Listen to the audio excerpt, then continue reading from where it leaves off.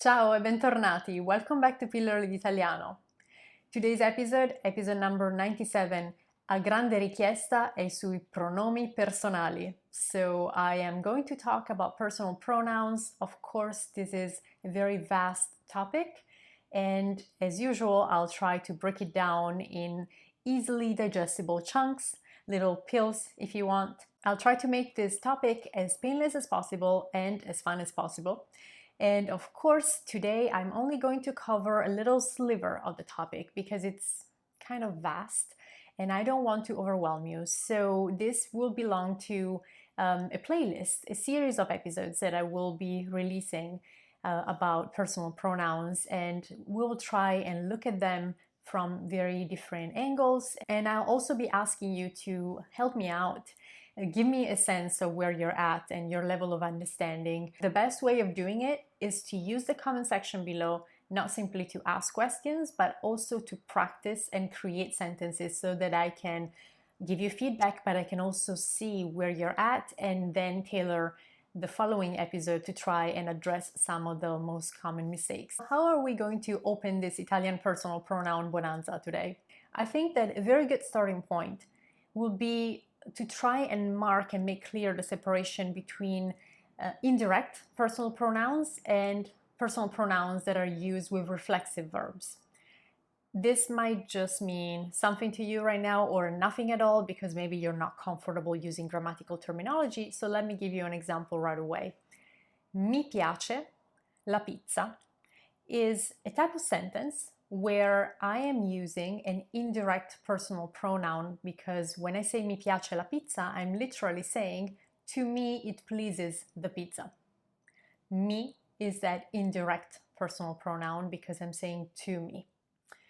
Now, if I say mi lavo le mani prima di mangiare, mi lavo le mani prima di mangiare, well, that me, though it appears to be the same as in the previous sentence, actually has a different function. Here, mi lavo le mani is a reflexive pronoun because I'm using the reflexive verb lavarsi. Lavarsi le mani is to wash one's hands. So I'm basically saying that I'm washing my hands, that I'm washing myself the hand. That's how Italians will phrase it. Mi lavo le mani, I wash myself the hands. These two opening examples are just here to make you aware of the fact that the personal pronoun me, just because it has the same form in both sentences, does not mean that it plays the same role. So you should actually conceive these two me as two separate things, even though they have the same form. So if you open a grammar book, not that I'm a big fan of grammar books, but you might have one, around the house. If you're opening an Italian grammar book, you might find tables with all these pronouns, and there is one table for the reflexive pronouns that goes mi, ti, si, ci, vi, si. I'm going in order with the first person singular, second person singular, third person singular, and then the plural persons, right? First, second, and third. So the order once more will be mi, ti, si, ci, vi, si. So let's focus on me and ti. If I want to tell you that I fall asleep at 11, say, on a regular basis, right, every night, well, we need to use the reflexive verb addormentarsi. It's reflexive because the action of falling asleep happens to the self. So I would say mi addormento alle 11. Now, if I want to ask you, at what time do you fall asleep? I need to move from the me to the ti. So from the first person pronoun that I was using before to the second person pronoun because I'm asking you. And I would say, a che ora ti addormenti?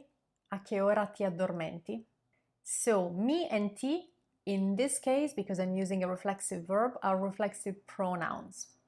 If I'm using a verb such as piacere from the example that I gave you before, and I want to say that I like something, I'm still using me, but with the meaning of to me. To me, it pleases. Mi piace la pizza, as I said before. Mi piace camminare, right? I like to walk. If I'm asking you, do you like to walk?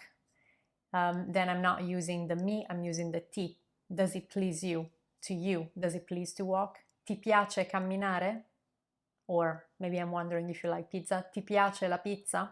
So mi and ti, once more, even with the verb piacere, they have the same form as those pronouns that we saw before with the verb addormentarsi or any reflexive verb. So you might ask, what's the big deal? They have exactly the same forms. Careful here. With the first and second person singular and plural, yes, they have exactly the same form, but when you go to the third person singular and the third person plural, then the form changes. And that's why you have to be aware of the meaning, I guess, the grammatical function that those pronouns are having in the sentence. And it all depends on the verb that you're using. So if you're using the verb piacere and you want to state that he likes to sing, so you have to say to him, it pleases to sing. And that will be gli piace, with the GLI. So difficult to pronounce, right? Gli piace cantare. And if you want to say the same thing about her, you will have to say to her, it pleases to sing. So le piace cantare, le, not lei, le, L-E.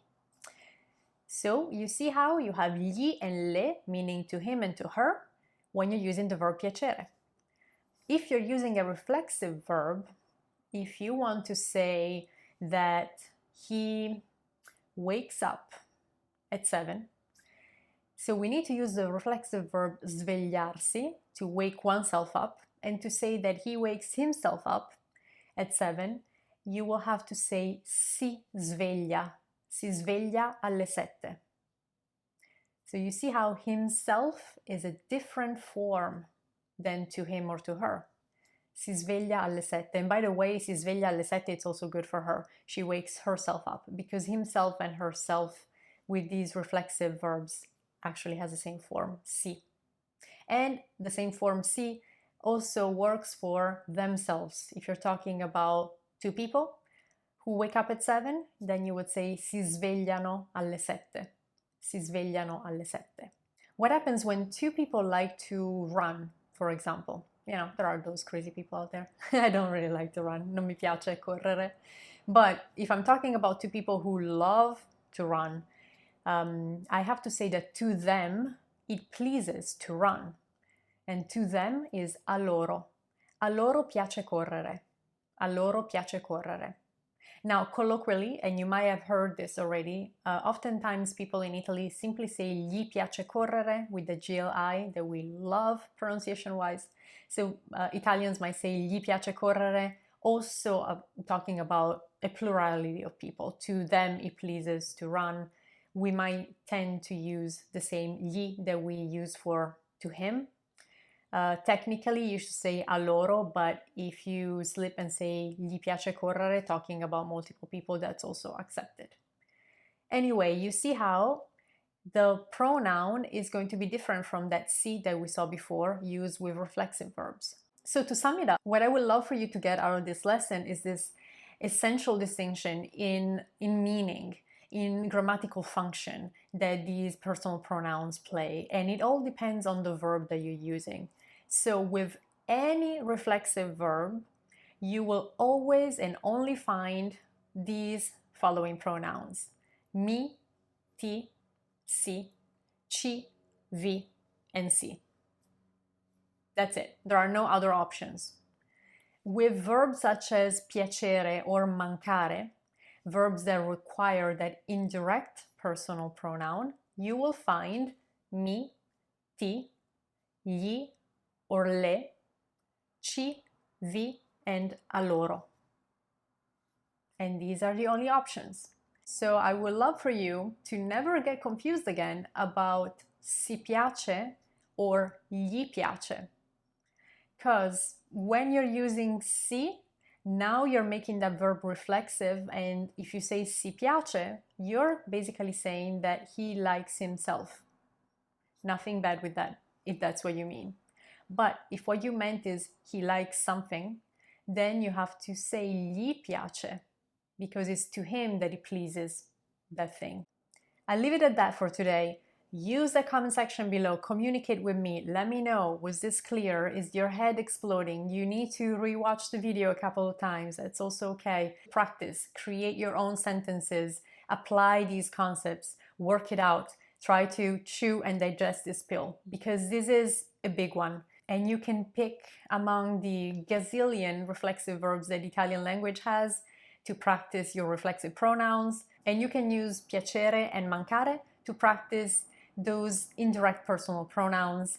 Go to town, create as many examples and scenarios as possible. I'll try to get back to all of you as quickly as possible. And what I was thinking about doing for next week will be to actually see commonly used verbs that require those indirect personal pronouns. But first, I would love for you to get comfortable with what I just explained today before moving to next week's lesson. I really hope that you enjoyed today's episode. If so, please don't forget to like it. It truly helps the channel. And if you're new here, subscribe. And I will see you in a week. Ciao, a presto!